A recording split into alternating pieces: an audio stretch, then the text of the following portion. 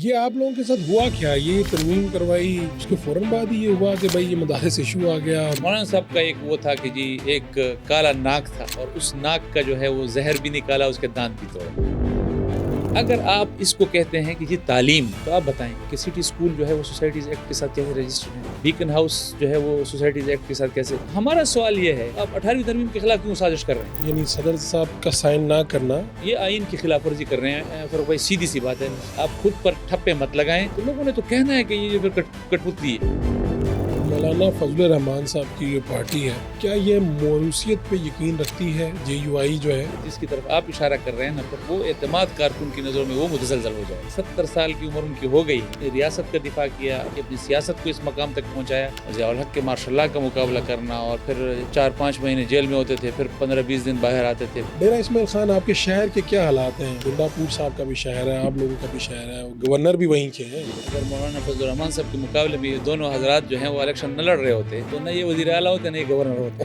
یہ حالت ہو گئی ہے کہ مین روڈز جو ہیں ان پر باقاعدہ ناکے لگنے شروع ہو گئے ہیں۔ انہی لوگوں کو افغانستان سے فیض حمید صاحب نہیں لائے تھے، کیا تعداد ہوگی؟ ہزاروں میں، اور ان کے پاس اسلحہ بھی ہے۔ وہ مکمل۔ تو جے یو آئی جو ہے وہ ڈیجیٹل میڈیا کو کس طرح سے دیکھ رہی ہے؟ میں اس میں تحریک انصاف والوں کو بڑا شکریہ ادا کرنا چاہتا ہوں، یہ ڈیجیٹل میڈیا کے حوالے سے خصوصی طور پر، کہ ہم نے ان کا اگر مقابلہ کرنا ہے تو اس طرف جانا پڑے گا جس میدان میں یہ کام کر رہے ہیں۔ مولانا فضل الرحمان صاحب کا بھی یہ ٹائم آئے گا کہ وہ عمران خان سے ملیں؟ نہاد وزیر اعلیٰ ہیں جو خود دوسروں کو کہتے ہیں فارم 47 والے، میں ان کو فارم اسٹیبلشمنٹ کا وزیر اعلیٰ کہتا ہوں۔ مولانا فضل الرحمان نے ویسے سوچا کبھی کہ سیاست سے ریٹائرمنٹ لیں گے؟ اس وقت اگر پاکستان کے سیاسی منظرنامے پر کوئی حقیقی اپوزیشن کا وجود ہے تو وہ جمعیت علماء اسلام۔ ٹھیک، بسم اللہ الرحمن الرحیم۔ فاروق بڑھائی شو میں خوش آمدید۔ آج ہمارے مہمان ہیں جے یو آئی کے سینئر رہنما مولانا فضل الرحمان کے چھوٹے بھائی ہیں، اور جے یو آئی کے مرکزی ڈیجیٹل میڈیا کوآرڈینیٹر بھی ہیں۔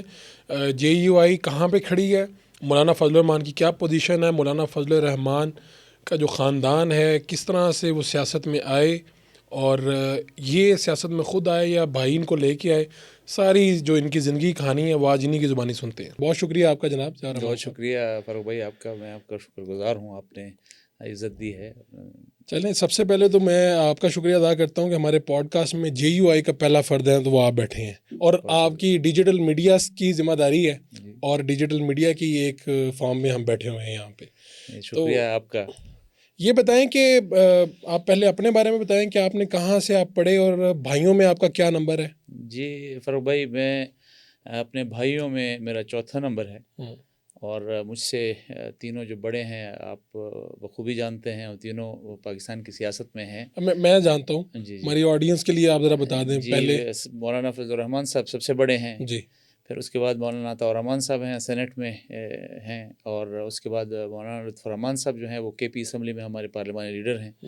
پھر میرا نمبر ہے، مجھ سے چھوٹا ہے مولانا عبید الرحمان، تو وہ وہاں ڈیرہ اسماعیل خان کی لوکل پولیٹکس بھی کرتے ہیں، وہاں اپنے مدرسے کا انتظام بھی سنبھالتے ہیں۔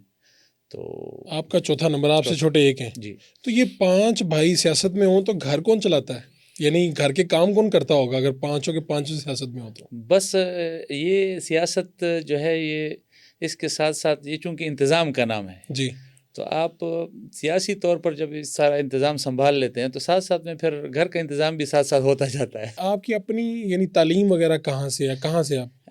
فاروق بھائی، میں نے میٹرک ملتان سے کیا، سینٹ جوزف سے، اور میری ساری اسکولنگ جو ہے وہ ملتان کی ہے۔ اچھا، پھر اس کے بعد میں نے ایف ایس سی جو ہے وہ ڈیرہ اسماعیل خان میں بنسم کالج سے کیا۔ پھر اس کے بعد میں نے الیکٹریکل انجینئرنگ کی یہاں یو ٹی لاہور سے، اور اس کے بعد پھر میں نے ماسٹرز کیا کمیونیکیشن اور الیکٹرانکس میں یو ٹی پشاور سے، اور اس کے بعد پھر میں نے تو آپ نے تمام صوبوں میں جا کے پھر اس کے بعد میں نے پولیٹیکل سائنس کیا ڈیرہ اسماعیل خان گومل یونیورسٹی سے۔ تو اب مولانا فضل الرحمان سے آپ اس وقت پوچھتے تھے کہ میں اب انجینئرنگ کرنا چاہ رہا ہوں، یہ کرنا چاہ رہا ہوں، کہ ان کے پاس وقت نہیں ہوتا تھا کیا؟ نہیں، ان کی اجازت کے بغیر تو ہم کچھ بھی نہیں کر سکتے۔ ہم تو یعنی میں آپ کو عجیب بات بتاؤں، آج بھی ہمارے گھر میں جی، ہم بھائیوں میں سے ابھی جس طرح گھر میں کوئی یا بچہ پیدا ہو تو ہمارے گھر میں نام جو ہے مولانا صاحب رکھتے ہیں۔ اچھا، سب کے یعنی بچہ پیدا ہوا ہے تو مولانا سے نام جو ہے ان سے پوچھا جاتا ہے کہ، تو آپ اندازہ لگائیں کہ ہم ان کی گائیڈ لائن یا ان کی اجازت کے بغیر تو کچھ نہیں کرتے، اور یہ سارا جو ہے وہ یعنی جتنے بھی فیصلے میرے مولانا سے لیے ہاں جاتے ان ہیں کی اجازت کے بغیر نہیں ہوتا پھر کچھ. تو آپ میں سے کوئی بھائی یا ان کا بیٹا پڑھنے کے لیے باہر بھی گیا نہیں کبھی بھی نہیں. اور کسی نے خواہش کا اظہار کیا؟ نہیں میرے خیال میں ایسے، کیونکہ یہاں پہ ہمیں تمام اپرچونیٹیز ملی ہیں. اسد کی خواہش تھی کہ وہ دارالعلوم دیوبند جا کر پڑھے، لیکن پاکستان اور انڈیا کے درمیان کے جو حالات و اسٹوڈنٹس کے حوالے سے ان کے جو پالیسی ہے وہ اس کی اجازت نہیں تھی. ٹھیک ہے. تو اس کے علاوہ تو ہمارے سب کی جو ہے نا یہاں پہ یہیں پہ تعلیم ہوئی ہے، اور ہم نے اپرچونیٹیز بھی ملتی رہی ہیں اور ہم نے جو ہے اس کو اویل بھی کیا ہے. تو آپ سب اب یہ جو پورا گھرانہ ہے آپ کا، آپ لوگوں کے روزگار کہاں سے وابستہ ہے؟ ہمارے اپنی زمینیں ہیں ہاں، اور وہ ہمارا پورا سسٹم چلتا رہتا ہے. ٹھیک ہو گیا. مفتی صاحب مرحوم جو تھے وہ چاہتے تھے کہ ان کے سب بچے آئیں سیاست میں، یا یہ اتفاق ہو گیا یا مجبوری بن گئی کہ آپ کا سیٹ اپ ہی ایسا ہے کہ اس میں آنا پڑتا ہے؟ کیا ہوا؟ شاید میرا تو یہ خیال ہے کہ اگر مفتی صاحب اللہ تعالیٰ ان کو غریق رحمت کرے گا، ان کی مرضی پہ ہوتا تو شاید وہ میں سے کسی کو بھی سیاست میں نہ آنے دیتے. کوئی بھی نہ آتا؟ جی کوئی بھی نہ آتا. یہ سیاست اتنا آسان میدان نہیں ہے، بہت مشکل میدان ہے. اور پھر آپ تاریخ سے واقف ہیں کہ مفتی صاحب کی وفات کے بعد پھر جس طرح کے حالات اس وقت ضیاء الحق کا ماشاء اللہ تھا، اور ضیاء الحق کے ماشاء اللہ میں پھر اس وقت مولانا فضل الرحمان صاحب جو ہیں وہ ان کی عمر 27 سال تھی جب مفتی صاحب فوت ہوئے. 27 سال کی عمر میں ایک نوجوان جو ہے اس کو سیاست میں اس طرح آ جانا ان کا، اور پھر ضیاء الحق کے ماشاء اللہ کا مقابلہ کرنا، اور پھر اگر 4-5 مہینے جیل میں ہوتے تھے، پھر 15-20 دن باہر آتے تھے، پھر 4-5 مہینے جیل میں ہوتے تھے، پھر 15-20 دن مہینہ باہر گزارتے تھے. تو اس طرح ہم نے ان کو دیکھا ہے اپنے بچپن میں. تو یہ آسان کام نہیں ہے. کوئی بھی شاید یہ تصور نہ کرے یا یہ نہ چاہے کہ اس طرح کے حالات میں جو ہے ہمارے بھائی، ہمارے بیٹے اس طرح کے حالات میں آئیں. لیکن چونکہ جب آپ ایک نظریے کے ساتھ کمیٹڈ ہوتے ہیں تو پھر نظریاتی کمٹمنٹ جو ہے وہ پھر آپ کو اپنے اون پہ جو ہے وہ فیصلہ کرنے کے لیے نہیں چھوڑتی. پھر آپ کو اپنی جماعت، اپنے ساتھیوں کی مرضی کے مطابق چلنا پڑتا ہے، اور وہی وہ ایک پش ہوتا ہے جو آپ کو پھر ملتا رہتا ہے. اور آپ چاہتے نہ چاہتے، چونکہ آپ کی نظریاتی کمٹمنٹ ہے، پھر آپ کو آنا پڑتا ہے کسی نہ کسی اسٹیج پہ، کسی نہ کسی مرحلے پر. چونکہ ہماری زندگی جماعت اور نظریے کے لیے وقف ہیں، تو جہاں جہاں ضرورت جماعت کو پڑی اور انہوں نے کہا کہ جی ایک ذمہ داری آپ نے ادا کرنی ہے، تو ہم نے لبیک کہا ہے، اور آگے بھی اسی طرح کہیں گے. تو جب مولانا فضل الرحمان نے جب یہ سنبھال رہے تھے سب کچھ، 27 سال عمر تھی، تو آپ کی عمر کیا ہوگی؟ میری عمر تو چونکہ مفتی صاحب کی وفات کے وقت 3.5 سال 4 سال کی عمر تھی میری. تو وہ پھر جو بچپن کا جو زمانہ تھا وہ سارا ہم نے یہی دیکھا کہ جی مولانا صاحب جیل جا رہے ہیں، آ رہے ہیں، جا رہے ہیں. مولانا صاحب کا رول تو پھر بھائی سے بڑھ کے ایک والد والا ہو گیا.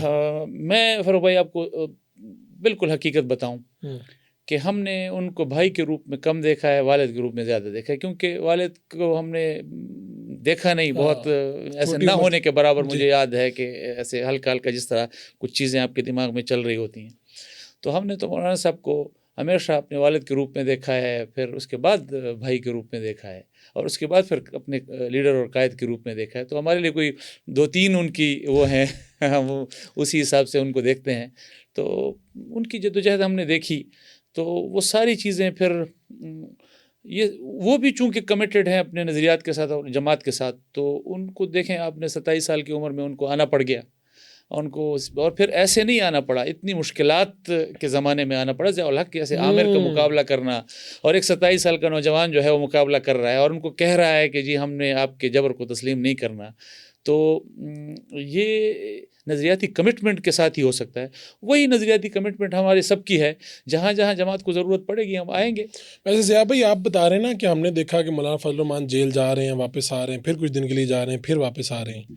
اب لوگوں کے لیے نا اس وقت جو آج کی جو جنریشن اگر اب وہ دیکھ رہی ہے مولانا فضل الرحمان کو، تو ان کے لیے لگ رہا ہوگا کہ یار یہ تو اقتدار میں تھے اور ابھی تھوڑی سی اپوزیشن دیکھی ہے، ابھی اپوزیشن چل رہی ہے، اس سے پہلے تو مسلسل اقتدار تھا. تو اب تھوڑا سا آج کے نوجوان کے لیے جو مولانا فضل الرحمان کو نہیں جانتا ان کی ہسٹری، اس کے لیے مشکل ہے کہ یار اچھا یہ ٹائم بھی آیا. اور میں ذاتی طور پہ بھی جانتا ہوں کہ ان کے اوپر کتنی مرتبہ خودکش حملے اور باقی چیزیں ہوئیں. میں تھوڑا سا چاہوں گا کہ آپ یہ بتائیں کہ آخری مرتبہ آپ نے جب آپ بڑے ہوئے ہیں تو کب دیکھا کہ مولانا کو یہ مشکلات دیکھنی پڑی؟ وہ تو آج بھی دیکھنی پڑ رہی ہیں، لیکن میں تھوڑا سا ہسٹری میں چاہوں گا کہ آپ سامنے رکھیں لوگوں کے سامنے. اصل میں فاروق بھائی آپ کو پتہ ہے ہم بھی اسی جنریشن کے ہیں، لیکن یہ ایک سوشل میڈیا جنریشن ہے جی ایک یہ، اور سب آپ دیکھیں نا جی 2000 آنورڈ کی سیاست کو ہم ہمیشہ دیکھ رہے ہوتے ہیں. پری جو ہے 2000 کا ہمیں کوئی آئیڈیا اتنا زیادہ نہیں ہے. مولانا صاحب جو ہیں وہ ضیاء الحق کی امریت میں ماشاء اللہ میں وہ سیاست میں آئے.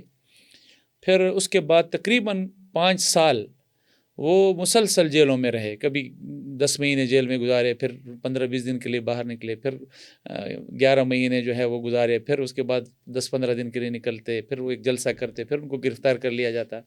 یہ چیزیں چلتی رہیں سن 1988 کے الیکشن تک. ٹھیک ہے. جنرل ضیاء الحق کی جب وہ طیارہ حادثہ ہوا تو اس کے بعد پھر انتخابات ہوئے، تو یہ سارا سسٹم چلتا رہا.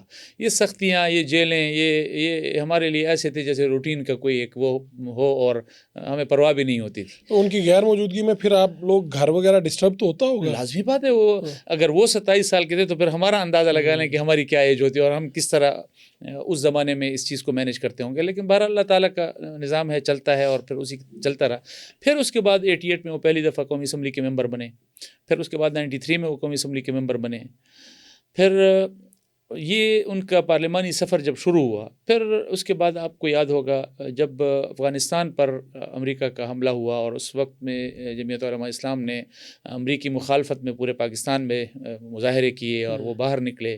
پھر وہ مشرف کا ماشاء اللہ پھر اس میں ان کو پھر دوبارہ گرفتار کیا گیا. 6 مہینے تقریباً ان کو نظر بند رکھا گیا، کچھ عرصہ گھر میں، کچھ عرصہ جو ہے وہ چشمہ میں. تو یہ چیزیں جو ہیں وہ چل رہی تھیں. اس میں آپ نے جو سوال کیا، یہ میں ذرا چونکہ آج کی جنریشن کو بتانا چاہتا ہوں کہ جمعیت علماء اسلام کی تاریخ میں اپوزیشن کا دور زیادہ ہے، اقتدار کا دور جو ہے وہ بہت محدود ہے. آپ دیکھیں 88 میں مولانا صاحب قومی اسمبلی کے ممبر بنے تو اپوزیشن میں تھے.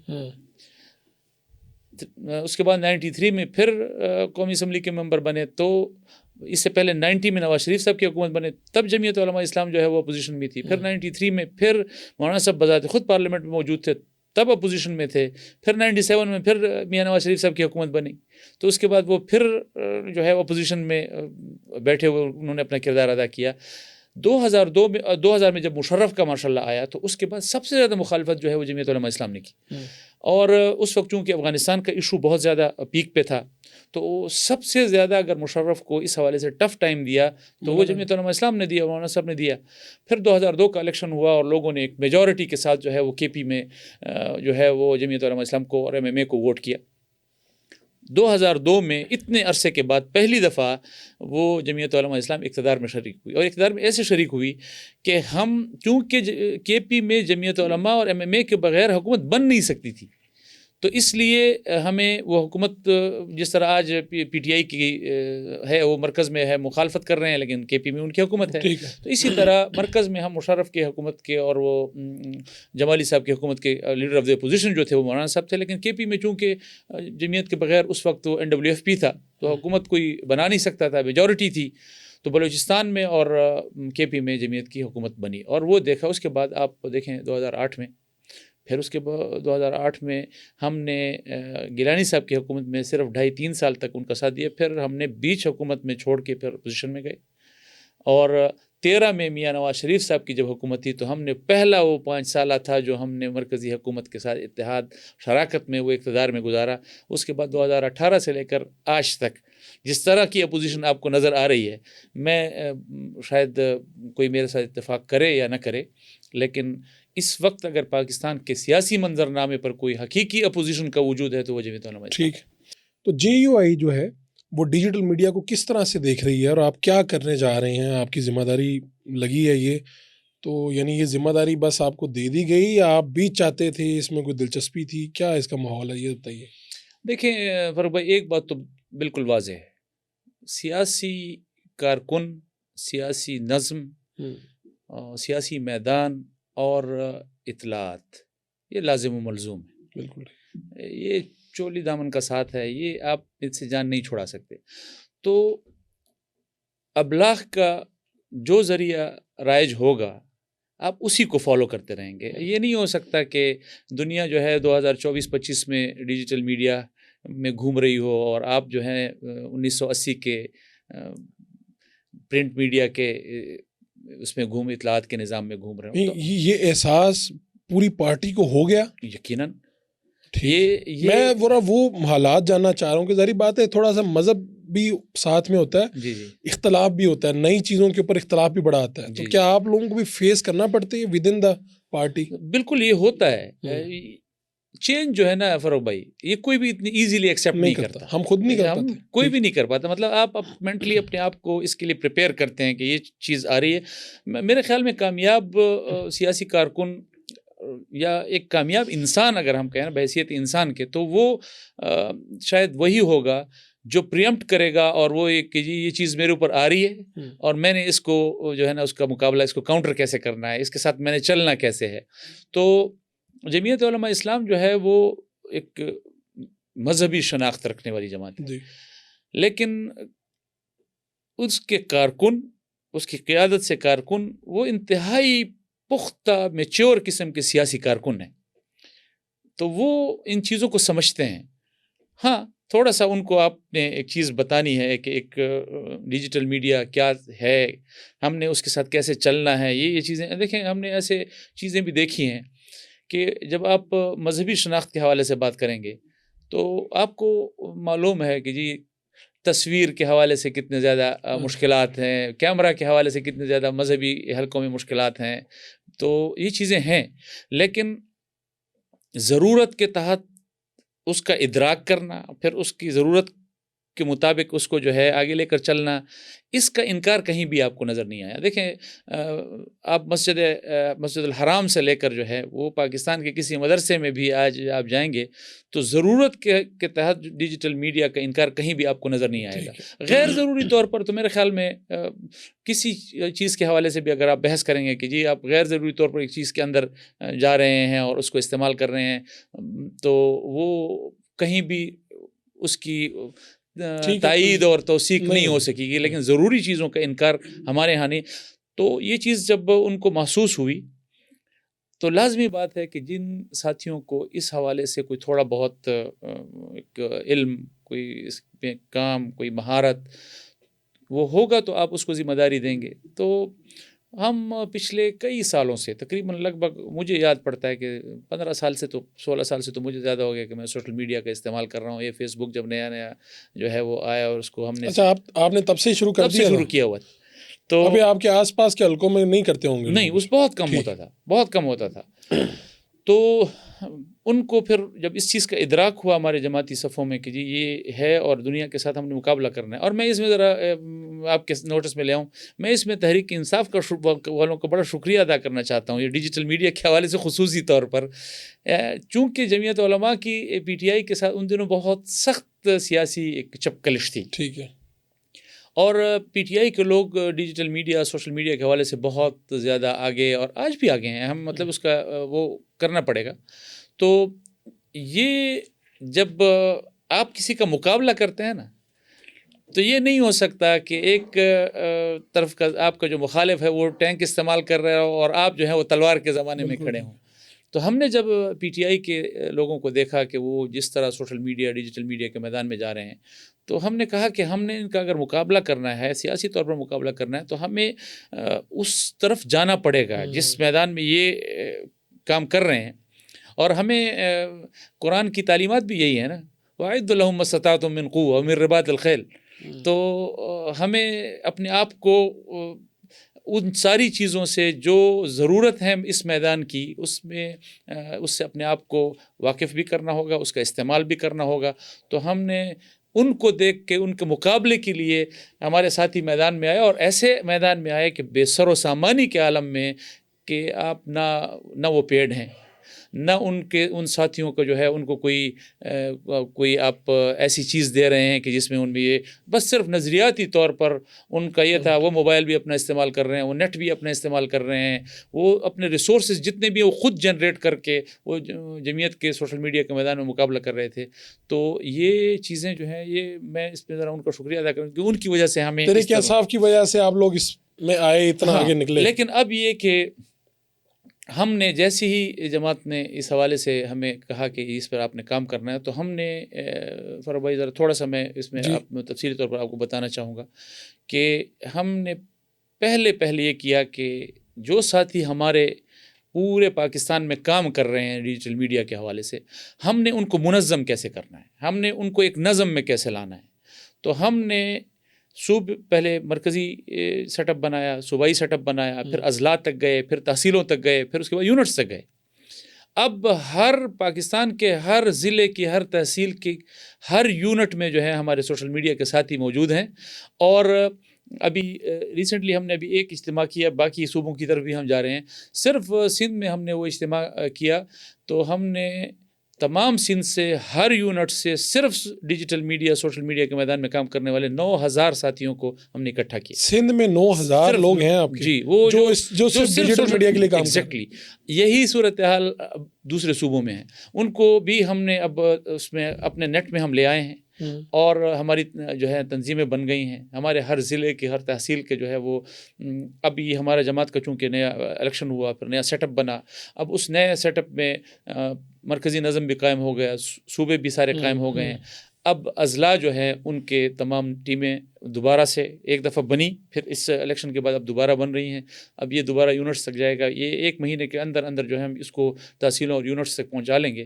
تو جب یہ ہمارا نظم مکمل ہو جائے گا، اس کے بعد ہم نے اس کو جس طرح سیاسی میدان میں ایک سیاسی کارکن مقابلہ کرتا ہے، تو وہ ایک نظم کے تابع ہو کر وہ اس کے لیے جو ہے نا وہ ریڈی ہو جائیں گے. تو آپ لوگ بھی اس طرح کرتے ہیں؟ یعنی وہاں پہ میں دیکھتا ہوں دوسری سیاسی جماعتوں میں تو ہوتا ہے، وہ کہتے ہیں جی اس نے ہمارے لیڈر کے خلاف بات کی ہے تو لوگ اس کو صحافی کو، اس اینکر کو گالیاں دینا شروع کر دیتے ہیں.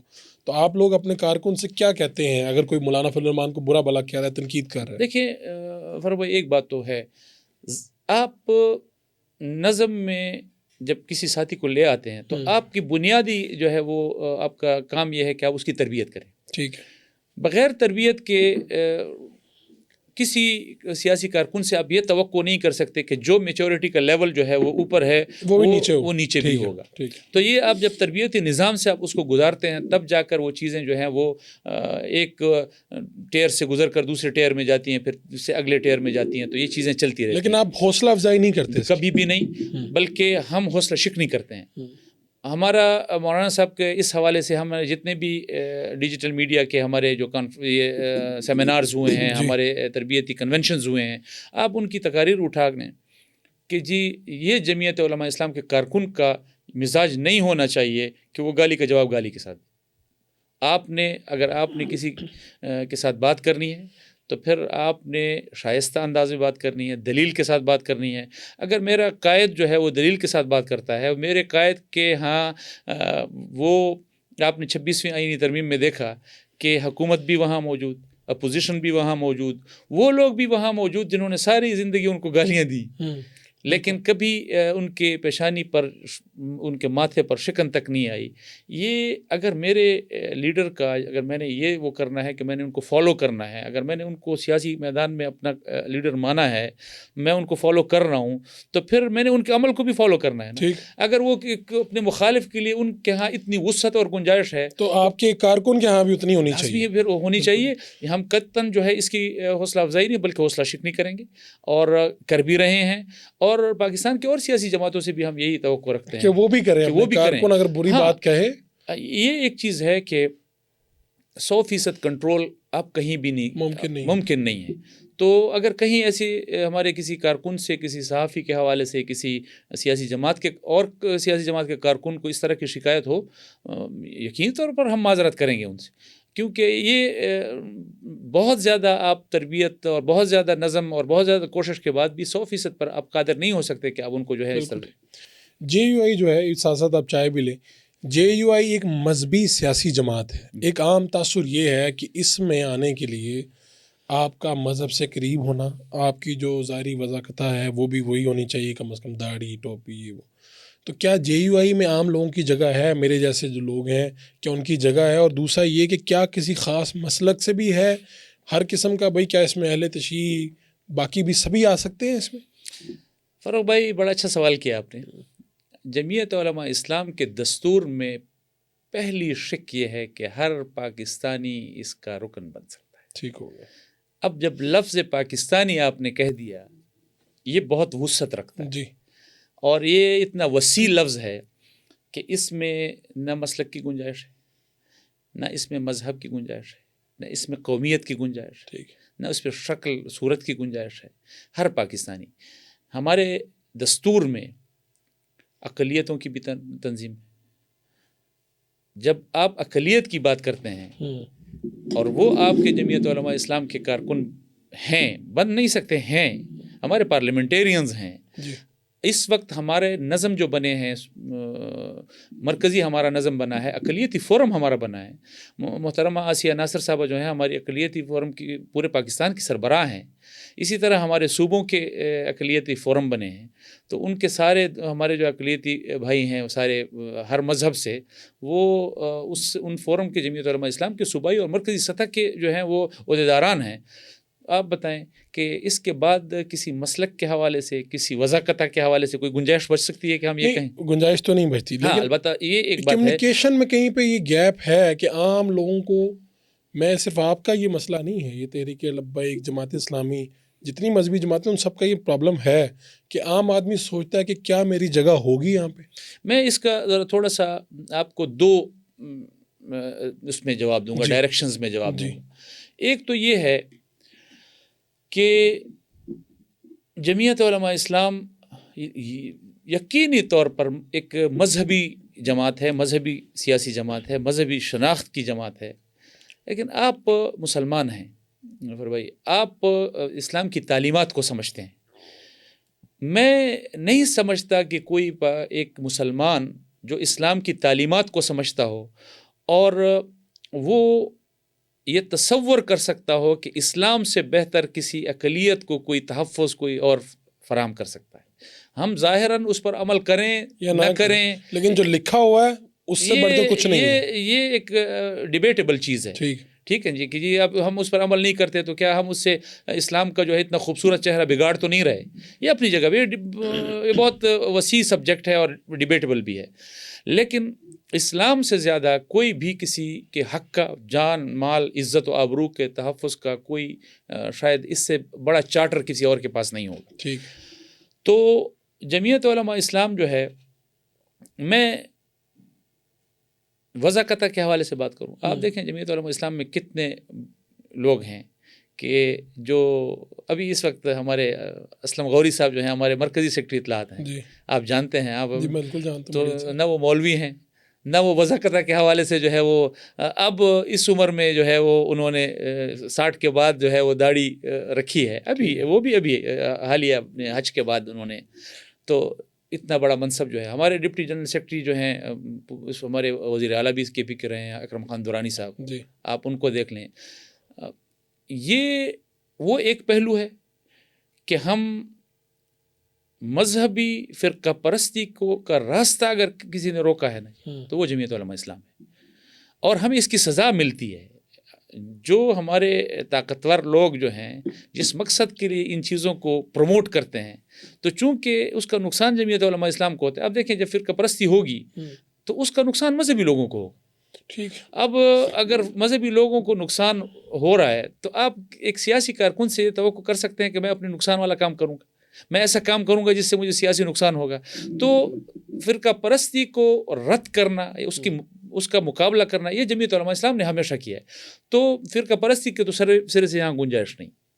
اس کے بعد اقلیت والا، دیکھیں پاکستان میں اقلیت کے حوالے سے اگر کبھی کسی نے بات کی ہے، ان کو یہاں ان عہدوں تک لے کر آئے ہیں، تو وہ جمعیت علماء اسلام ہے. ٹھیک ہے، سیاسی جماعت، لیکن وہ ساری سیاسی جماعتیں جو ہیں وہ مذہبی نہیں ہیں.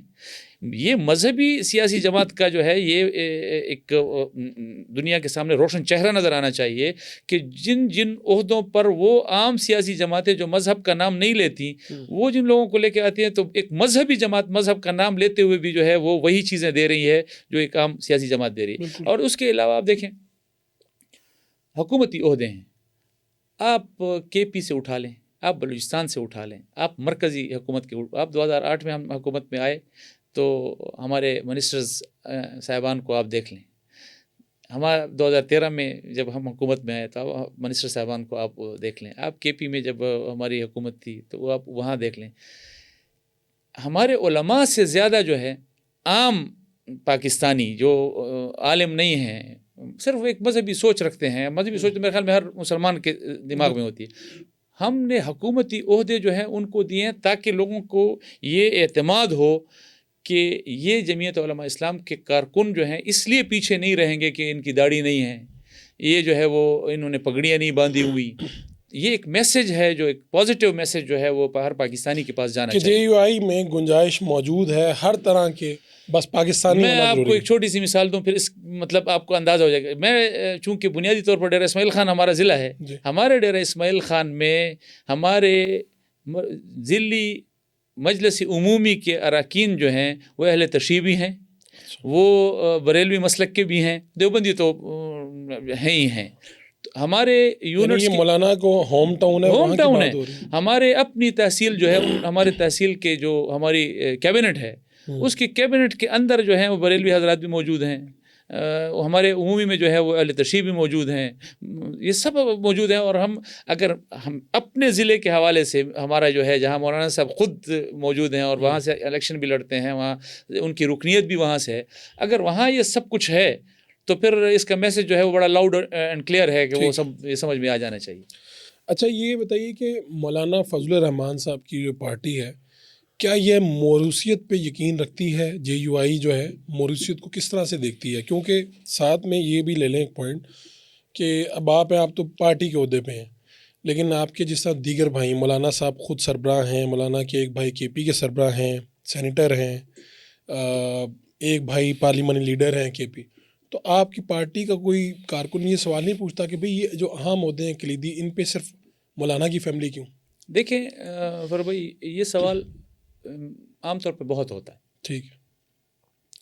ایک مزاج ہے ہمارے اس پورے بیلٹ کا، آپ دیکھیں پورے بر صغیر کو آپ دیکھیں، اس کا ایک مزاج ہے۔ پاکستان میں آنے سے پہلے آپ دیکھیں ہندوستان کو دیکھیں، وہاں نہرو کی فیملی جو ہے وہ تو مطلب پیور سیاسی لوگ ہیں نا جی، وہ اپنے آپ کو اس زمانے کے سیاسی کارکن کہتے ہیں اور سیاسی جماعت کہتے ہیں۔ آپ وہاں دیکھ لیں، ابھی آپ نے بنگال میں دیکھا شیخ حسینہ کی صورت میں یا خالدہ ضیاء کی صورت میں، یعنی میں صرف بیلٹ کی آپ کو پوری بات بتاؤں، یہاں پاکستان میں آپ دیکھ لیں ذوالفقار علی بھٹو صاحب، اب آپ دیکھیں میاں نواز شریف صاحب نے سیاست کی، اب ان کی بیٹی جو ہے وہ سیاست کر رہی ہے۔ اسی طرح یہاں کے لوگوں کا ایک مزاج بن گیا ہے کہ اگر نظریاتی طور پر آپ کمیٹڈ ہیں کسی کاز کے ساتھ اور آپ کا وارث یا آپ کی فیملی میں سے کچھ لوگ جس پر آپ کے کارکن کا اعتماد ہے، تو اگر وہ اس کاز کو، اس مقصد کو لے کر اسی طرح جا رہا ہے جس طرح کارکن کے دماغ میں وہ کاز اسی طرح نقش ہے، اور اس کو یہ ایج بھی مل جائے کہ وہ اس کے قائد کا جو ہے وہ یا کی فیملی سے بھی ہو، تو ایک نظریاتی جو ہے اٹیچمنٹ کے ساتھ ایک اعتماد آ جاتا ہے، اعتماد بھی پیدا ہو جاتا ہے کہ یہ جو سلسلہ ہے، یہ سلسلہ جو ہے وہ کسی نسل پر رکا نہیں ہے۔ جمعیت علماء اسلام کا کارکن، انہوں نے اگر حضرت مفتی صاحب کو دیکھا ہے اور ان کے ساتھ ایک نظریاتی کمٹمنٹ کو دیکھا ہے، پھر اس کے بعد انہوں نے مولانا فضل الرحمان صاحب کو دیکھا اور انہوں نے دیکھا کہ جی یہ مولانا فضل الرحمان صاحب جو ہیں یہ مفتی محمود کے بیٹے تو ہیں ہی ہیں، لیکن جس نظریاتی کمٹمنٹ کے ساتھ اور جس کاز کو لے کر حضرت مفتی صاحب چلے تھے، وہ بھی اسی کاز کو لے کر اس طرح چل رہے ہیں اور اس میں کوئی تھوڑا سا بھی اپنے ٹریک سے نہیں ہٹ رہے۔ تو یہاں دو چیزیں اکٹھی ہو گئیں، ایک اپنے کاز کے ساتھ کمٹمنٹ اور ایک حضرت مفتی صاحب کا جو ہے وہ بیٹا ہونا، تو وہ اعتماد ڈبل ہو جاتا ہے۔ تو یہ چونکہ ہمارے پورے اس خطے کا ایک مزاج ہے، تو آپ سب کو بھی اسی طرح اس میں سے گزارتے ہیں مولانا، یعنی اس فلٹر میں سے جس طرح باقی لیڈرشپ کو گزارتے ہیں، یعنی یا آپ کو زیادہ ٹف ٹائم ہمیں زیادہ ٹف وہ ملتا ہے جی، یعنی ان کے لیے تو بڑا سافٹ وہ ہو جاتا ہے، ہم پہ بڑی کڑی نظر ہوتی ہے کہ جی یہ چیز اس طرح کیوں ہوئی ہے یا اس طرح ہونی چاہیے۔ تو میرے خیال میں باقی جماعتی ساتھیوں اور لیڈر سے زیادہ ہم پر زیادہ ایک پہرا بھی ہوتا ہے، ایک نظر بھی ہوتی ہے، ایک فوکس بھی ہوتا ہے کہ اگر ہم سے کوئی غلطی ایسی ہوگی تو وہ جو اعتماد جس کی طرف آپ اشارہ کر رہے ہیں نا، پھر وہ اعتماد کارکن کی نظروں میں وہ متزلزل ہو جائے گا، تو وہ نہیں ہونا چاہیے۔ تو میرے خیال میں اگر ہم بر صغیر کی عمومی مزاج سے ہٹ کر جائیں گے نا، اور ہم اس طرف کوشش کریں گے کہ جی یہ تو چونکہ موروثیت ہے، تو موروثیت اچھی چیز نہیں ہے، تو ہمیں سیاست میں اس کی حوصلہ شکنی کرنی چاہیے، ہمیں ڈسکریج کرنا چاہیے، تو اور لیکن عمومی مزاج جو اس پورے خطے کا، اس بیلٹ کا ہے، اس کو نظر انداز کریں گے، تو پھر مجھے نہیں کہنا چاہیے، پھر ہمارا حال ایسے ہوگا جیسے جماعت اسلامی کا ہو رہا ہے۔ اچھا، آپ یہ سمجھتے ہیں کہ اگر تو نظریے کے ساتھ کمٹمنٹ ہے، اور اگر وہی نسل پھر آگے بھی لے کے چلتی ہے، تو پھر وہ اگر کارکن یہ سمجھتا ہے اور اس کو یہ اعتماد ہے کہ یہ نسل، اس سے اگلی نسل بھی اس نظریے کے ساتھ اسی طرح کمیٹڈ ہے، اس سے اگلی نسل بھی اس نظریے کے ساتھ اسی طرح کمیٹڈ ہے، وہ جس مقصد کے لیے ہم اس جماعت میں آئے تھے، جس کاز کے لیے آئے تھے، اس کو لے کر چل رہے ہیں، اور ساتھ میں وہ ان کو ایک یہ ایج بھی مل جاتا ہے کہ جی یہ اس نسل سے بھی ہیں، تو یہ اعتماد جو ہے وہ ڈبل ہو جاتا ہے۔ تو آپ کہہ رہے ہیں کہ سیاسی طور پہ مذہبی جماعت ہونے کے باوجود آپ کا پاورفل ہونا یہ اسی وجہ سے ہے؟ اس کی میں وہ اپنی جگہ پہ ہے۔ میں ایک اور چیز بھی آپ کے نوٹس میں لے آؤں۔ عوام ایک ہے جماعت، جی، جماعتی کارکن، وہ جماعتی کارکن آپ کا لحاظ کر لے گا کہ آپ فلاں کی اولاد ہیں، میرا لحاظ ہو جائے گا جی میں مفتی صاحب کا بیٹا ہوں، میں مولانا فضل الرحمان صاحب کا بھائی ہوں، شاید میرا کہیں نہ جو صرف نظر کر جائیں، اگنور کر لیں کسی غلطی کو۔ لیکن جب آپ عوامی سیاست کی طرف جاتے ہیں، ہلکے کی سیاست کی طرف جاتے ہیں، تو وہ تو آپ کے سارے جماعتی کارکن نہیں ہوتے ہیں، وہ تو ہر طرح کے لوگ ہوتے ہیں۔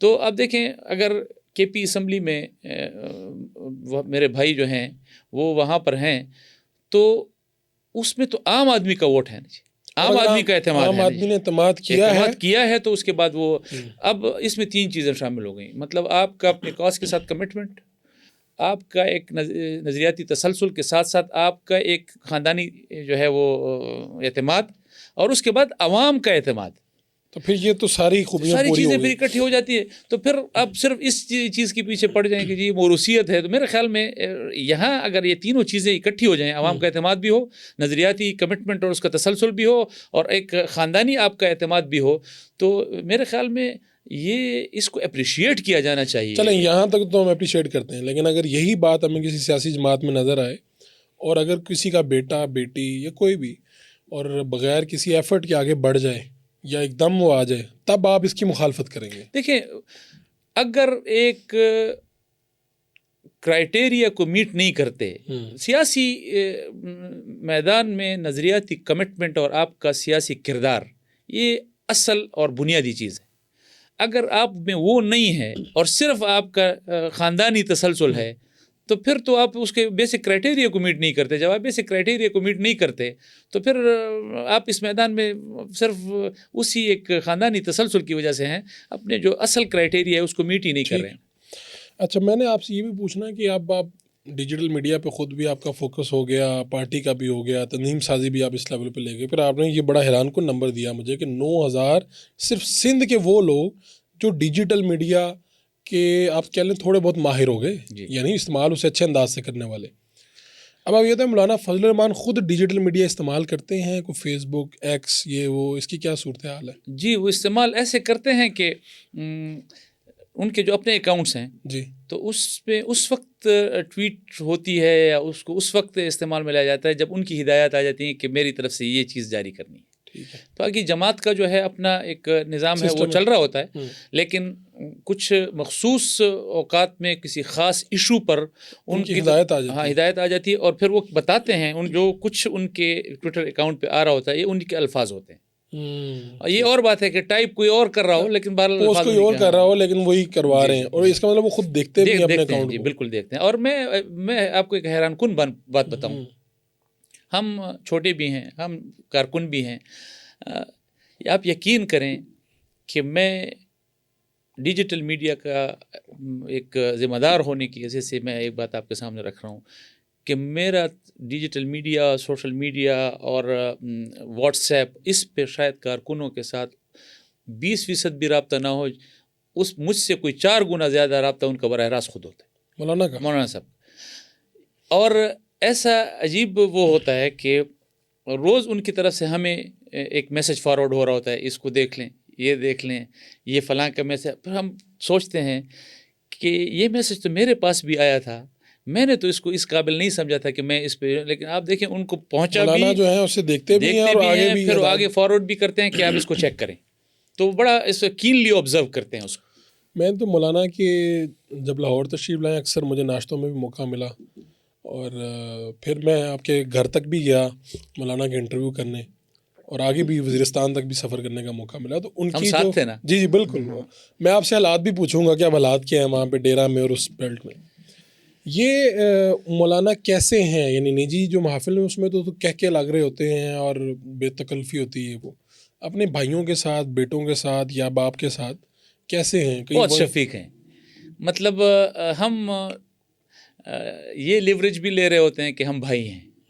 وہ مطلب پہلا تو یہ ہے کہ یہ والد ہیں، تو والد کا جو احترام ہے وہ تو ہمیشہ ملحوظ خاطر ہوتا ہے، تو وہ تو ہمیشہ سے ہے. اور ان کی شخصیت ایسی ہے کہ جب وہ چاہیں نا جی کسی مطلب اس وقت کا جو موقع محل ہوتا ہے، اس موقع محل کے حساب سے وہ آپ ان کو دیکھ کے بات نہیں کر سکتے. اور بعض اوقات میں ایسے ہوتا ہے کہ وہ آپ کے ساتھ ایسی گپ شپ لگا رہے ہوں گے کہ آپ کو محسوس ہی نہیں ہوتا کہ جی. تو موقع محل کی مناسبت سے ان کا ایٹیچیوڈ جو ہے وہ اسی طریقے سے وہ ڈھلتا رہتا ہے. اب آپ ان کو جس طرح آپ نے دیکھا اپنے محفل میں گاؤں چلے جاتے ہیں، وہاں کے لوگوں کے ساتھ بیٹھتے ہیں، تو جو گپ شپ ان کا جو مزاج ہے وہ اور طرح کا ہوگا. وہ اسلام آباد میں کسی محفل میں بیٹھیں گے تو ان کا اور طرح کا ہوگا. لیکن ہمارے ساتھ بہت شفیق ہیں، اور دونوں اس میں بھی بھائی کی حیثیت سے بھی اور ایک والد کی حیثیت سے بھی ہم دونوں انجوائے کرتے ہیں، اسٹیٹس انجوائے کرتے ہیں. یہ آپ لوگوں کے ساتھ ہوا کیا؟ یہ ترمیم کروائی، اور خیر مولانا کی تقریر بہت اچھی تھی جو میں نے پارلیمنٹ میں انہوں نے کی، اور اس میں انہوں نے بتایا کہ بھائی یہ لوگ بھی نہیں چاہتے تھے، یہ ایسا بھی ہوا، سارے حالات بھی بتائے. تو اس وقت تو مجھے یہ لگا کہ مولانا نے 10 میں سے 10 نمبر لیے ہیں، تقریر اور جو حالات اور جس طرح ترمیم کروا لی. اس کے فوراً بعد ہی یہ ہوا کہ بھائی یہ مدارس ایشو آ گیا، اور مولانا کی جو مرضی ہے جیسے نہیں چل رہی وہاں پہ، یعنی زرداری صاحب کے پاس کوئی چیز جاتی ہے اور پھر جو حالات ہوتے ہیں وہ آپ کے سامنے. تو ہوا کیا آپ لوگوں کے اس کے 2 اسپیکٹ. ایک تو یہ کہ آپ کو 26ویں آئینی ترمیم کا سارا پروسیس، بلکہ پورے پاکستانی قوم کو معلوم ہے، ایک مہینہ جو دیکھا لوگوں نے، اور صبح شام کا جو کے حالات جو نظر آئے. تب تو ہمیں وزیر اعظم صاحب مولانا کے دروازے پہ ہیں، اپوزیشن مولانا کے دروازے پہ ہے. میں یہاں ایک جمعیت علماء اسلام کے کارکن کی حیثیت سے بھی، اور ایک مولانا فضل الرحمان صاحب کے گھر کے فرد کی حیثیت سے بھی میں شکر گزار ہوں ساری سیاسی قیادت کا، چاہے وہ ہمارے مسلم لیگ کی قیادت ہو، وزیر اعظم صاحب ہوں، چاہے پیپلز پارٹی کی قیادت محترم بلاول بھٹو زرداری صاحب ہوں، چاہے پی ٹی آئی کی قیادت ہو ساری، جو اسد قیصر صاحب اور گوہر خان صاحب وغیرہ سارے، کہ انہوں نے بڑی عزت دی جمعیت علماء اسلام کو. وہ جس طرح آتے تھے ایک سیاسی حوالے سے، باقی سیاسی تمام قیادت کا بھی میں شکر گزار ہوں. یہ اپنی جگہ پہ سارا پروسیس آپ لوگوں کی نظروں کے سامنے سے گزرا. اس کے جو کچھ ہوا، 26th امینڈمنٹ جو ہے پاس ہوئی، پرو اینڈ کون سارے دنیا کے سامنے. مولانا صاحب کا ایک وہ تھا کہ جی ایک کالا ناک تھا، اور اس ناک کا جو ہے وہ زہر بھی نکالا، اس کے دانت بھی توڑے. وہ ایک علیحدہ ایشو ہے. اس کے ساتھ یہ مدارس کا ایشو فاروق بھائی آپ کو معلوم ہے یہ آج کا نہیں ہے. یہ 2004 میں مشرف کے زمانے میں جب پوری دنیا میں ایک اسلام کے خلاف ایک چیز شروع ہوئی نا جی، تو اس میں سب سے پہلے مذہب اور مذہبی ادارے اس کا نشانہ بن گئے کہ جی یہ کہاں سے جہاد والی بات نکل رہی ہے، یہ تو سارے مدارس سے نکل رہے ہیں، یہ جو ہمارے خلاف ہو رہا ہے یہ سارا مدارس سے ہو رہا ہے. یہ ایک پروپیگنڈا دنیا میں شروع ہو گیا. اس پر مدارس کو انہوں نے ایک جیسے نشانے پہ رکھ لی. پھر ڈسکشنز ہوتی رہی، تو بالآخر ایک معاہدہ ہو گیا، اور کہ جی ہمیں مدارس کے نظام پہ کوئی مسئلہ نہیں ہے، اس کے رجسٹریشن پہ مسئلہ نہیں ہے، اس کے اکاؤنٹس پہ مسئلہ نہیں ہے، اس کے نصاب پہ مسئلہ نہیں ہے، اس میں مداخلت نہیں کریں گے. ہاں اتنا ہو کہ مدارس میں شدت کی تعلیم نہیں دی جانی چاہیے. ہم نے کہا جی شدت کی تعلیم ہونی بھی نہیں چاہیے. ایک چیز ہے کہ جو تقابل ادیان ہے. تو تقابل ادیان جو ہے وہ علمی بحث ہے. جی. ہمارے جتنے بھی ائمہ ہیں ان کے درمیان اختلاف یہ ایک ٹیکنیکل ایک بحث ہے, ایک علمی بحث ہے, اور یہ اس میں شدت کا کوئی پہلو نہیں ہے. انہوں نے کہا جی ہمیں اس سے کوئی مسئلہ نہیں. تو بات ختم ہو گئی. چلتے چلتے چلتے چلتے 2019 میں ایک نئی چیز اٹھا لی گئی کہ جی مدارس کو سوسائٹیز ایکٹ سے نکال کر وزارت تعلیم کے اس میں دینا ہے, جورسڈکشن میں دینا ہے. تو ہم نے کہا کہ جی وزارت تعلیم کے جورسڈکشن میں جانے سے پہلے کوئی ایک چیز ہم آپس میں ڈسکس کر لیں. کیا آپ کو معلوم ہے کہ 1860 کا جو سوسائٹیز ایکٹ ہے وہ کیا ہے, وہ کس لیے بنا؟ انگریز نے ایک ایکٹ بنایا 1860 میں کہ جتنے بھی این جی اوز ہیں, پرائیویٹ سیکٹر میں کام کرنے والے رفاہی ادارے جتنے بھی ہیں, وہ چاہے تعلیمی ہیں, چاہے وہ صحت کے حوالے سے ہیں, چاہے وہ کسی اور میدان میں کام کر رہے ہیں, جتنے این جی اوز ہیں وہ رجسٹرڈ ہوں گے سوسائٹیز ایکٹ کے ساتھ. اس نظام کو پاکستان بننے کے بعد دوام دیا گیا کہ بس ٹھیک ہے, جو سلسلہ چل رہا ہے رجسٹریشن کا ہے وہ چلتا رہے. ہمیں بھی اس پہ کوئی اعتراض نہیں تھا, مدارس رجسٹر بھی ہوتے تھے, اور اس کے بعد آپ اپنا ان کو ایک سالانہ آڈٹ رپورٹ بھی پیش کرتے تھے کہ جی یہ سرکار کے پاس ہماری آڈٹ رپورٹ آ گئی ہے, یہ ہم نے سال میں جو کچھ کیا یہ اس کا یہ رپورٹ آپ کے پاس آ گئی. انہوں نے کہا کہ جی نہیں, اس کو ہم تعلیم کے ساتھ لائیں. تو ہم نے کہا کہ جی اگر آپ اس کو کہتے ہیں کہ جی تعلیم, تو تعلیم محکمہ تعلیم کے لیے اس میں جورسڈکشن میں اس لیے دینا ہے, تو آپ بتائیں کہ سٹی اسکول جو ہے وہ سوسائٹیز ایکٹ کے ساتھ کیسے رجسٹرڈ ہیں, بیکن ہاؤس جو ہے وہ سوسائٹیز ایکٹ کے ساتھ کیسے, وہ تو اسٹوڈنٹس سے پیسے لے کر ان کو تعلیم دیتے ہیں, اور ہم تو رفاہی ادارہ ہیں, ایک ہم ان کو رہائش بھی دیتے ہیں, ہم ان کو تعلیم بھی دیتے ہیں, ہم ان کو کھانا بھی دیتے ہیں, اور پبلک سپورٹ سے دیتے ہیں, اور پبلک سپورٹ سے دیتے ہیں. تو مدارس سے بڑی کوئی این جی او آپ کے پاس پورے پاکستان میں ہے نہیں. آپ کے پاس جتنے رفاہی ادارے ہیں, چھیپا ہے, ایدھی ہے, سیلانی ٹرسٹ ہے, وہ سارے سوسائٹیز ایکٹ کے ساتھ رجسٹرڈ ہیں. آپ کے اگر خالص تعلیمی اداروں کو آپ دیکھ لیں تو سب یہ بیکن ہاؤس, سٹیز, یہ سارے جو ہے نا یہ اس کے ساتھ رجسٹر ہیں. ایک مدرسے کو اٹھا کر آپ تعلیم کے انڈر کیوں دے رہے ہیں, اس کے لیے کوئی آپ کو, تو آپ کہہ رہے ہیں ہماری نوعیت مختلف ہے, ہم جس طرح سے بچوں کو تعلیم دے رہے ہیں ہمارا سسٹم مختلف ہے, اس لیے ہم وزارت تعلیم کے انڈر نہیں آنا چاہتے. ہمارے دو رخ ہیں فروغ بھائی, ایک ہے تعلیم اور ایک ہے ایک رفاہی ادارہ. تو ہم رفاہی ادارے کے طور پہ آپ کام کر رہے ہیں, آپ کہہ رہے ہیں مدارس نہیں, دونوں صورتوں میں دونوں صورتوں میں دیکھیں نا, ہم اب دونوں, اب دیکھیں اگر آپ اس کو رفاہی ادارے کے طور پر لیں گے کہ آپ اتنے بڑے تعداد کو کھانا دے رہے ہیں, آپ ان کو رہائش دے رہے ہیں, ٹھیک ہے, اگر آپ اس صورت میں اور آپ ان کو تعلیم دے رہے ہیں, تو آپ نے تمام رفاہی ادارے جو ہیں جس طرح میں نے نام لیا, چھیپا ہے یا ایدھی ہے, وہ رجسٹرڈ ہیں, تو مدارس کیوں نہیں ہے, کیوں نہیں ہونے چاہیے؟ اگر آپ صرف اس کو تعلیمی ادارہ سمجھ کر بات کرتے ہیں, تو اگر مدارس کو اٹھا کر آپ جو ہے ایجوکیشن کے اس میں دے رہے ہیں, تو پھر سٹی اسکولس کو کیوں نہیں دے رہے, پھر آپ بیکن ہاؤس کو کیوں نہیں دے رہے, ٹھیک ہے. تو دونوں آسپیکٹ اگر آپ دیکھیں گے تو اس کا مطلب ہے کہ کوئی کہیں نہ کہیں کوئی آپ کے دماغ میں کوئی مسئلہ ہے کہ جو صرف مدارس کو اٹھا کر آپ ادھر لے کے. ہم نے کہا چلیں ٹھیک ہے, ایک معاہدہ ہو گیا تعلیم کے ساتھ 2019 میں, انہوں نے ایک کمٹمنٹ کی, وہ یہ کمٹمنٹ تھی کہ جتنے پرانے رجسٹریشنز وہ بحال ہو جائیں گے, ٹھیک ہے, جتنے پرانے اکاؤنٹس ہیں وہ بحال ہو جائیں گے, اور جو باہر کے اسٹوڈنٹ ہیں ان کو 9 سال کا جو ہے وہ اسٹوڈنٹ ویزا ملے گا, ٹھیک ہے. اور اس کے بعد باہر سے مدارس کے بچے ادھر پڑھنا, جو باہر دنیا سے آتے ہیں پڑھنے کے لیے, تو یہ 3 بنیادی, اس کے بعد نئے رجسٹریشنز اور نئے اکاؤنٹس شروع ہو جائیں گے. نہ انہوں نے پرانا ایک رجسٹریشن بحال کیا, نہ انہوں نے پرانا ایک اکاؤنٹ بحال کیا, نہ انہوں نے کوئی ایک اسٹوڈنٹ کو جو ہے وہ ویزا دیا. تو اور اس کے بعد اس کے اوپر ایک اور کام کر دیا کہ ایک ڈائریکٹریٹ جنرل بنا دیا ریلیجیس ایجوکیشن کا. اب جب آپ ڈائریکٹریٹ جنرل بناتے ہیں تو وہاں پہ پورا نظام آپ بنائیں گے, تو اس کا مطلب ہے پھر آپ مدارس کے نظام میں مداخلت کریں گے. اب ان کو کہیں گے کہ جی یہ سلیبس جو ہے یہ آپ نے نہیں پڑھانا, اس کو اس طرح کرنا ہے, یہ چیز آپ کے پاس کیسے آ رہی ہے, تو اس کا مطلب آپ مدارس کے نظام میں مداخلت کر رہے ہیں. تو دو چیزیں کر لیں آپ نے جو معاہدہ کیا تھا اس پر بھی عمل درآمد نہیں کیا، اور آپ نے نئی چیزیں اس میں شامل کر کے اعتماد جو ہے وہ بھی توڑ دیا. تو یہ جب اعتماد کا مسئلہ پیدا ہو گیا تو اس کے بعد مدارس آپ کے ساتھ کیوں چلیں گے؟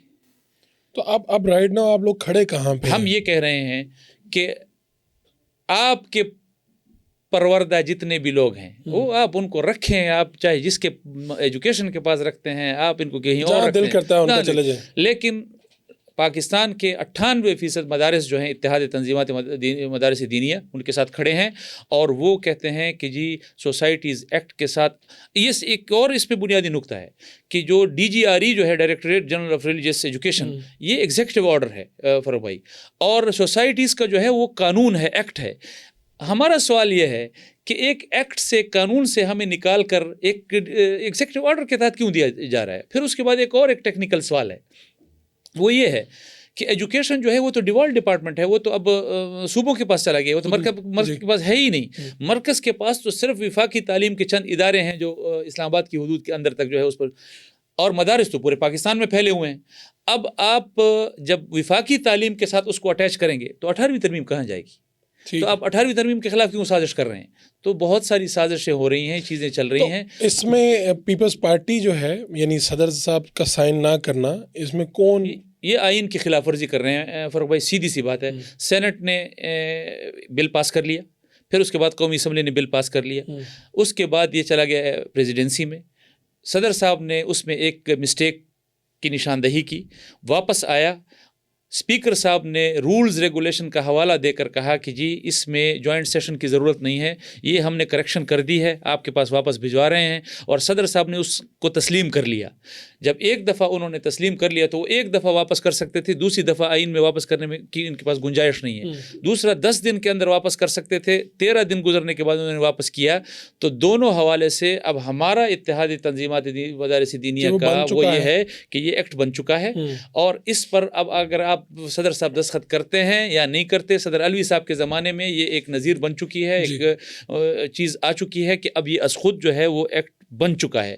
ہم نے صرف ہمارا مطالبہ یہ ہے کہ اس پہ آپ ایک گزٹ نوٹیفیکیشن جاری کریں، آپ پارلیمنٹ کی بالادستی کا خیال رکھیں. آپ یہ جو لوگ آپ کو کہتے ہیں کہ جی یہ کٹ پتلی پارلیمنٹ اور یہ کٹ پتلی حکومتیں ہیں، آپ خود پر ٹھپے مت لگائیں. اگر آپ سینٹ کے اور قومی اسمبلی کی منظور شدہ جو ہے ایکٹ کو، یہ قانون کو، بل کو آپ اس طرح وائلیٹ کریں گے، آئین کو جو ہے وہ پامال کریں گے، تو لوگوں نے تو کہنا ہے کہ یہ پھر کٹ پتلی ہے. تو اب یہ سارے معاملے میں آپ کے بہت ہی قریبی دوست اور آپ کی پارٹی کے بڑے جو انتظام کرنے والے لوگ ہیں وہ یہ کہتے ہیں کہ جی یہ سارا جو معاملہ ہے یہ اسٹیبلشمنٹ کی خواہش پہ یہ سب کچھ کیا جا رہا ہے. پاکستان میں اسٹیبلشمنٹ کی مرضی کے بغیر آج تک کچھ ہوا ہے نہیں، اس پہ کہہ رہے ہیں کہ ان کا اصرار بھی ہے. اور آپ مجھے ایک بات بتائیں فاروق بھائی، سینٹ سے پاس ہو جاتا ہے، کسی کو کوئی اعتراض نہیں ہے. قومی اسمبلی سے پاس ہو جاتا ہے، کسی کو کوئی اعتراض نہیں. آپ کہہ رہے ہیں ہوا کیا؟ یعنی بعد میں کیا ہو گیا؟ بعد میں کچھ نہیں ہوا. جہاں سے آپ نے اشارہ کیا وہاں سے ہدایات آ گئیں، اور وہاں سے ہدایات آنے کے بعد چیز رک گئی. یہ پچھلے جب PDM کی حکومت تھی تو اس وقت بھی یہی ہوا تھا کہ سیم یہی بل یہ قومی اسمبلی میں پیش ہوا، اور قومی اسمبلی پہ اس پہ فرسٹ ریڈنگ ہو گئی. سیکنڈ ریڈنگ ابھی نہیں سٹارٹ ہوئی تھی کہ ایک میسج آیا اور انہوں نے کہا جی اس میں تو یہ تبدیلی کرنی ہے. تو مولانا صاحب نے کہا اگر یہ تبدیلی کرنی ہے تو ہمیں ہمارے ناقابل قبول ہے، اس کو چھوڑ دیں. تو آپ اندازہ لگائیں کہ یہ کس طرح کی پارلیمنٹ ہے کہ جس کو ہم بالادست پارلیمنٹ کہتے ہیں. کہ آپ کے لیے اب ٹف ٹائم یہ ہے کہ مذہبی حلقے ہی آگے کھڑے ہو گئے ہیں. یعنی اب جب آپ کہتے ہیں کہ بھائی ہم نہیں مانیں گے، ہم باہر آ جائیں گے، تو پھر وہاں سے شرفی صاحب آتے ہیں، وہاں سے فضل صاحب آتے ہیں، رحیم صاحب کی آواز آتی ہے. ہلکے سروں میں اندر ہی اندر باتیں تو چل رہی ہیں نا. ہم مدارس کے لوگوں سے باتیں کرتے ہیں تو وہ کہتے ہیں بھائی یہ لوگ کہتے ہیں لائیں گے. مجھے کہا تھا شرفی صاحب نے، یہ کہتے ہیں جی ہم اتنے بندے لائیں گے تو پھر ہم بھی مدارس کے طلبہ لے آتے ہیں سامنے، اور ہمارے بھی علاقوں میں ہی ہیں، آج لے آتے ہیں ہم. پہلی بات یہ ہے کہ اب تو حکومت، اور پرسوں کل جو ہے جو مولانا صاحب کی ملاقات ہوئی تو اس میں تقریباً یہ مسئلہ طے ہو گیا ہے. اس پہ اب شاید زیادہ سخت رد عمل دینے کی ضرورت نہ رہے، اور اس لیے میں ذرا تھوڑا سا اس پہ وہ بھی کر رہا ہوں. دوسری جہاں تک آپ نے بات کی، سیدھی سی بات ہے کہ جن قوتوں نے یہ رکوایا تھا پہلے یا اب رکوایا ہے، تو شاید اپنے مخصوص انداز کے ساتھ جب وہ ایک کام خود نہ کرنا چاہ رہے ہوں تو پھر اپنے ہی لوگوں کو سول کپڑوں میں جو ہے وہ پھر آگے کر دیتے ہیں. تو یہ جن کی طرف آپ نے اشارہ کیا یہ انہی کے لوگ ہیں. لیکن کمزور تو آپ ہوں گے نا. نہیں, یہ انہی کے لوگ ہیں. ہمیں معلوم ہے مذہبی جتنے بھی طبقہ ہے ان کو معلوم ہے کہ انہوں نے بس صرف خاکی وردیاں نہیں پہنی ہوئی, باقی ہیں وہی لوگ. تو وہ خود ہمیں معلوم ہے کہ کتنے مذہبی طبقہ ہے اور کتنا ہمارے لیے مسئلہ بنے گا. تو آپ کہہ رہے ہیں مسئلہ یہ حل ہو گیا, یعنی جو آپ چاہتے ہیں وہ ہو جائے گا. حکومت نے جو کل وہ کیا ہے ہم اس کو جو ہے وہ خوش آمدید کہتے ہیں کہ انہوں نے اس پر اتفاق کر لیا ہے کہ جی یہ ایکٹ بن چکا ہے اور اس میں اگر کہیں جا کے کسی اور ترمیم کی ضرورت ہوگی تو وہ ہوگی نا بعد میں. پھر اس سے دیکھیں اس سے تو کسی کو اختلاف نہیں ہے. اگر وہ کہتے ہیں کہ جی کچھ لوگ ایجوکیشن کے ساتھ رہنا چاہتے ہیں تو بھلے ہو جائیں, لیکن سر دست ہمارا سادہ سا وہ ہے کہ یہ ایکٹ بن چکا ہے اور یہ ایکٹ اب حکومت نے اس کو تسلیم کر لیا ہے. ہم انتظار کر رہے ہیں کہ جی جب وہ نوٹیفیکیشن اس کا جاری ہو جائے, اور نوٹیفیکیشن جاری ہو جائے گا تو ہمیں اسلام آباد جانے کی ضرورت. بالکل ٹھیک. مولانا فضل الرحمان صاحب نے یہ جتنے بھی اس وقت آپ لوگ اپوزیشن میں ہیں, آپ کے بیانات آپ کی حرکتوں سے معاملات سے تو یہ لگ رہا ہے کہ آپ اپوزیشن میں ہیں. مولانا فضل الرحمان صاحب کبھی یہ ٹائم آئے گا کہ وہ عمران خان سے ملیں یا وہ جیل جائیں, اور کوئی اس طرح کی بات ہے کہ مجھے پتہ چلا عمران خان صاحب تو یہ چاہتے ہیں کہ یہ بات جو فاصلے ہیں وہ کم ہوں, تو اس طرح کی کوئی ہم دیکھ رہے ہیں کہ بریک تھرو ہونے جا رہا ہے کہیں پہ؟ پہلی بات تو آپ نے کی پوزیشن تو بظاہر جو نظر آ رہا ہے پاکستان میں وہ تو ہے ہی, جمعیت علماء اسلام ہی ہے.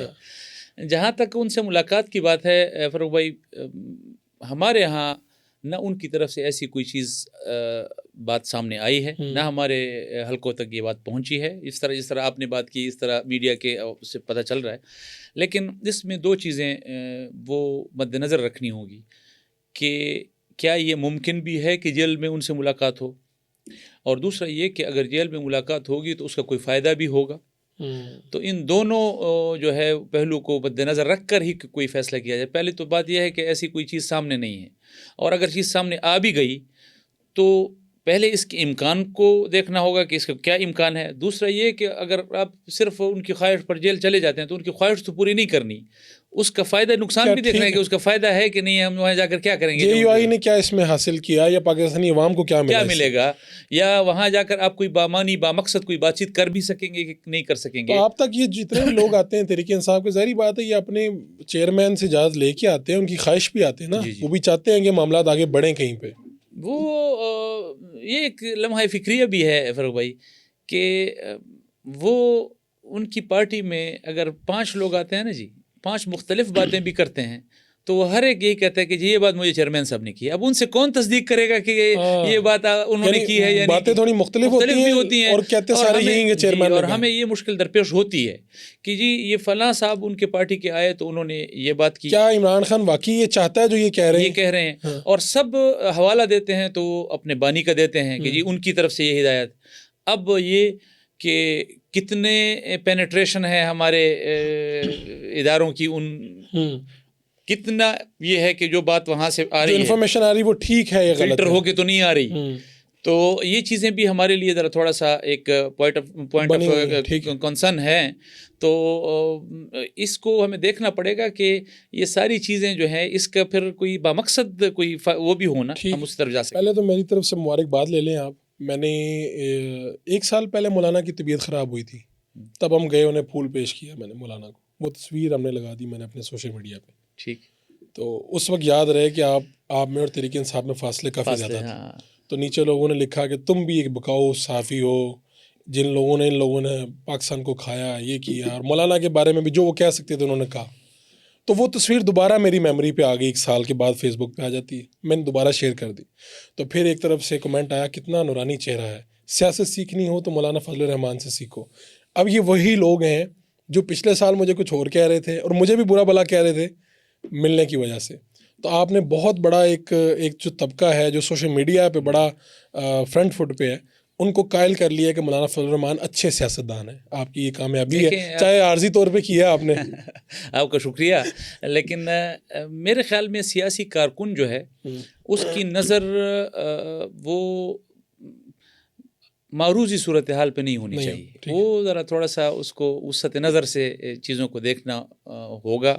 اور آج کل کے جو اسپیشلی ہمارے جو ینگ پولیٹیکل ورکرز ہیں، میں ان کو اس طرح متوجہ بھی کرنا چاہتا ہوں، دعوت فکر بھی دینا چاہتا ہوں کہ کسی ایک ایشو کی بنیاد پر آپ کسی کو ولی اللہ بنا دیتے ہیں اور کسی ایک ایشو پر آپ اس کو مرتد بنا دیتے ہیں. آپ کو کہیں اعتدال کا راستہ لینا پڑے گا. یہ پاکستان ہے، ریاست پاکستان ہے، یہاں ہم نے رہنا ہے. یہ ہمیں سیاسی ماحول میں سب کچھ اس کے دائرے میں رکھ کر ہمیں سوچنا ہوگا اور ہم اس کے مطابق چلنا ہوگا. سیاست میں نہ مستقل دوستیاں ہوتی ہیں نہ مستقل دشمنیاں ہوتی ہیں، لیکن آپ کو اعتدال کا وہ رویہ اپنانا ہوگا کہ جب آپ کسی کی مخالفت کے بعد جب آپ کسی سیاسی ایشو پر دوستی کی طرف جائیں تو آپ کو شرمندگی کا سامنا نہ کرنا. بالکل ٹھیک ہے، یہ تو بڑا اچھا میسج ہے آپ کا. مولانا فضل الرحمان کی کبھی خواہش ہے، یہ لوگ ہی کہتے رہتے ہیں کہ جی وہ صدر پاکستان بننا چاہتے ہیں، اور ایسی کوئی خواہش یعنی آپ نے بطور بھائی یا اتنے نزدیکی ہونے کی وجہ سے کبھی ایسا کچھ محسوس کیا ہے؟ اگر ان کی ایسی کوئی خواہش ہوتی تو پاکستان کی سیاست کے دروازے جو ہیں وہ ان کے لیے کئی دفعہ کھل چکے ہوتے. لیکن پاکستان میں عہدوں کے لیے آپ کو قربانیاں دینی پڑتی ہیں، آپ کو اپنے کاز کی قربانیاں دینی پڑتی ہیں، آپ کو اپنے جو ایک سیاسی آپ کی کمٹمنٹ ہوتی ہے اس کی. یہاں پہ تو دیکھیں سارا کچھ بڑا کنٹرولڈ ہے. تو اگر ان کی یہ خواہش ہوتی تو وہ لے چکے ہوتے. تو اگر نہیں بنے تو اس سے اندازہ لگا لیں کہ 70 سال کی عمر ان کی ہو گئی ہے اور وہ ابھی اسی جگہ کھڑے ہیں سیاست کے میدان میں. انہوں نے سیاست میں بہت ایک مقام ان کا ہے. جس طرح آپ عہدے کی بات کر رہے ہیں تو اس کا مطلب یہ ہے کہ آج 70 سال کے بعد تو پاکستانی قوم کو اس کا اندازہ ہو جانا چاہیے کہ اس شخص نے اپنی کمٹمنٹ کے ساتھ وفا کی ہے، اپنے نظریات کے ساتھ وفا کی ہے، کسی عہدے کو خاطر میں نہیں لائے اور اپنی سیاست کو، اپنی ریاست کا دفاع کیا، اپنی ریاست کو جو ہے اس کا دفاع کیا، اپنی سیاست کو اس مقام تک پہنچایا، لیکن اپنی کمٹمنٹ اور اپنی اس کے کاز کے ساتھ جو ہے وہ نہیں کیا. اس کا مطلب ایسی کوئی خواہش اگر نہیں کوئی خواہش ہوتی نا فروغ بھائی تو اب تک وہ پھر پاکستان کی سیاست میں بڑے دروازے ان پر کھل چکے ہوتے. ٹھیک ہے.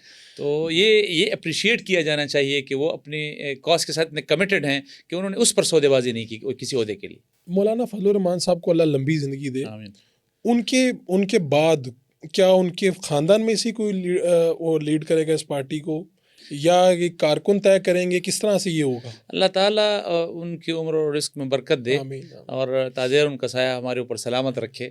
یہ جمعیت علماء اسلام ہے. جب حضرت مفتی صاحب کی وفات کے بعد اس وقت 27 سال ان کی عمر تھی، تو اس وقت بھی کسی کو یہ نہیں معلوم تھا کہ اس طرح جو ہے وہ سامنے آئیں گے. تو یہ شیخ الہند کی جماعت ہے، اس کا نظام پہلے دن سے جس طرح چلتا آ رہا ہے، یہ انشاءاللہ اس کے لیے یہ ہمارے سیاسی جو قیادت ہے، ہمارے کارکن ہیں، وہ اپنا ایک طریقہ ہے. اس لیکن یہ نیا دور ہے، اس کے نئے تقاضے ہیں. مولانا نے خود کوئی ڈائریکشن تو کسی قسم کی رکھی ہوگی؟ کوئی ڈائریکشن نہیں. وہ اس حوالے سے کبھی جو ہے یہ خالص جماعتی ایشو ہے. یہ پیور جو ہے وہ اس جماعتی جورسڈکشن میں آتا ہے کہ پھر وہ خود تعین کریں گے کیا کرنا ہے اس وقت جو حالات جو بھی. ٹھیک ہے، اللہ تعالیٰ ان کو ایسا کوئی موقع نہ. ٹھیک ہے. اس پر بات کرتے ہوئے بھی جو ہے نا اچھا فیل نہیں ہوتا. بات ٹھیک ہے. مولانا فضل الرحمان نے ویسے سوچا کبھی کہ سیاست سے ریٹائرمنٹ لیں گے وہ، یا کبھی بات کی ہے انہوں نے کبھی؟ سیاست جو ہے، سیاست جس طرح میں نے پہلے بھی اس حوالے سے بڑی بات کی ہے کہ جی ایک نظریاتی کمٹمنٹ ہے. نظریاتی کمٹمنٹ تو انسان کے روح کے ساتھ ہے، سانس تک ہے. جیسے جب تک سانس ہے تو وہ چلتی. ٹھیک ہے. ڈیرہ اسماعیل خان آپ کے شہر کے کیا حالات ہیں؟ کہا جاتا ہے کہ جی وہاں پہ اب یہ گنڈا پور صاحب کا بھی شہر ہے، آپ لوگوں کا بھی شہر ہے، گورنر بھی وہیں کے ہیں، 3 امپورٹنٹ لوگ وہیں سے ہیں، اور آپ وہیں سے الیکشن بھی لڑتے ہیں. یہ مولانا فضل الرحمان صاحب کو دعا دیں. اگر مولانا فضل الرحمان صاحب کے مقابلے میں یہ دونوں حضرات جو ہیں وہ الیکشن نہ لڑ رہے ہوتے تو نہ یہ وزیر اعلیٰ ہوتے نہ یہ گورنر ہوتے. تو بہرحال جہاں تک یہ ہمارے جو مولانا فضل الرحمان صاحب کی سیاست سے تنگ لوگ ہیں نا جی، وہ پھر اس طرح کی حرکتیں کرتے ہیں کہ پھر ان کے مخالفین کو جو ہے عہدے دیتے ہیں کہ جو شاید اس سے جو ہے مولانا صاحب کو کوئی فرق پڑتا ہوگا. مولانا صاحب ان چیزوں سے بے نیاز ہے. لیکن بہرحال ہمارے کے پی اور بلوچستان کے حالات جو ہے امن کے حوالے سے ٹھیک نہیں ہیں. مجھے کسی نے کہا جی یہ ڈیرہ تک بات پہنچی ہوئی ہے، وزیر اعلیٰ آتا ہی نہیں ہے، وہ دن کی روشنی میں آتا ہے اور پورے انتظام کر کے اسی طرح پورے انتظام کر کے آتے ہیں. اور یہ حالت ہو گئی ہے کہ مین روڈز جو ہیں ان پر باقاعدہ ناکے لگنے شروع ہو گئے ہیں ان کے مسلح لوگوں کے. وہ مین روڈ پر جی ٹی روڈ پر انڈس ہائی وے پر نکلتے ہیں اور وہ گاڑیوں کو روکتے ہیں. یہ رات کے وقت میں ہوتا ہے؟ یہ بعض اوقات عصر کے وقت سے شروع ہو جاتے ہیں. تو پھر کیا ہوتا ہے ان ناکوں پہ؟ بس لوگوں کو روکتے ہیں. یہ صرف ایک حکومتی ریٹ کو چیلنج کرنا ہوتا ہے کہ جی لوگوں کو یہ میسج دیں کہ آپ کی اب حکومت کی ریٹ نہیں ہے، ہماری ریٹ ہے. تو اگر ڈیرہ شہر میں یہ ہو رہا ہے، یعنی اس وقت میں پھر کہہ رہا ہوں وزیر اعلیٰ گورنر کا شہر ہے، لمحہ فکریہ ہے اس پر. آپ یہ صرف ڈیرہ اسماعیل خان تو چونکہ ان کا شہر ہے، ڈیرہ اسماعیل خان سے لے کر پورا صوبہ آپ دیکھ لیں. آپ کے ساتھ ہمارے ساتھ متصل جو ہے بلوچستان ہے.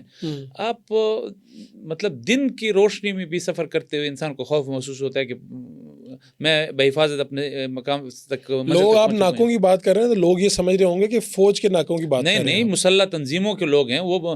انہوں نے باقاعدہ روڈ پر نکلتے ہیں، پھر ناکہ لگاتے ہیں، پھر گاڑیوں کو روکتے ہیں، اور پھر جو ہے وہ ایسا نہیں ہے کہ کوئی خدا سرکاری ملازمین کو نہیں چھوڑتے، ان کو فوراً اغوا کر لیتے ہیں. عام لوگوں کو بس عام لوگوں کے ذریعے ایک میسج کنوے کرنا ہوتا ہے کہ ہم آ گئے ہیں، اب ہمارے پاس ہے کنٹرول. تو یہ پہلے بھی تو ادھر ہی تھے، یہ عمران خان کی حکومت میں کہاں گئے تھے؟ یہ یہی موجود تھے.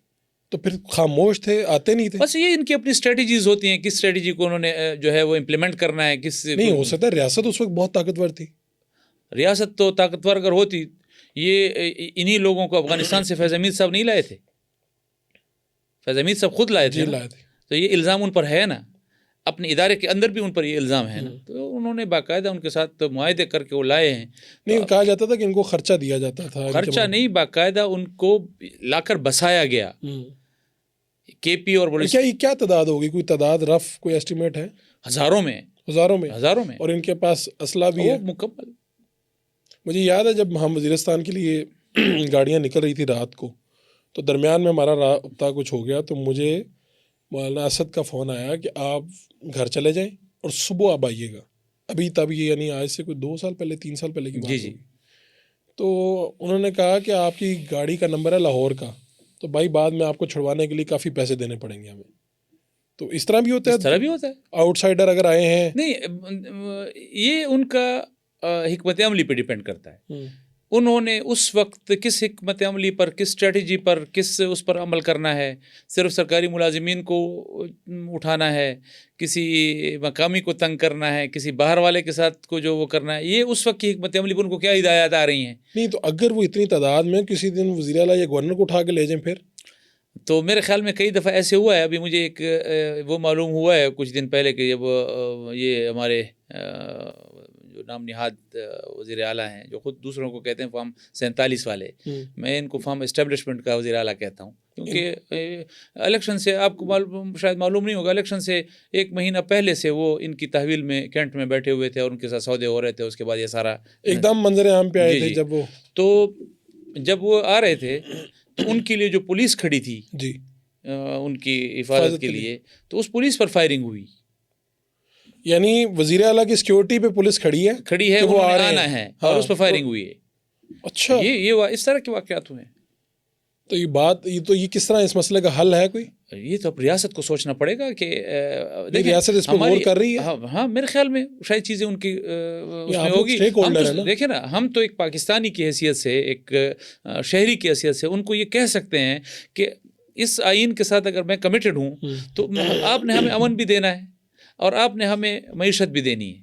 ٹھیک ہے، آپ ہمیں امن نہیں دے سکتے تو امن اور معیشت تو لازم و ملزوم چیزیں ہیں. امن ہوگا تو معیشت اچھی ہوگی، معیشت ہوگی تو امن آئے گا.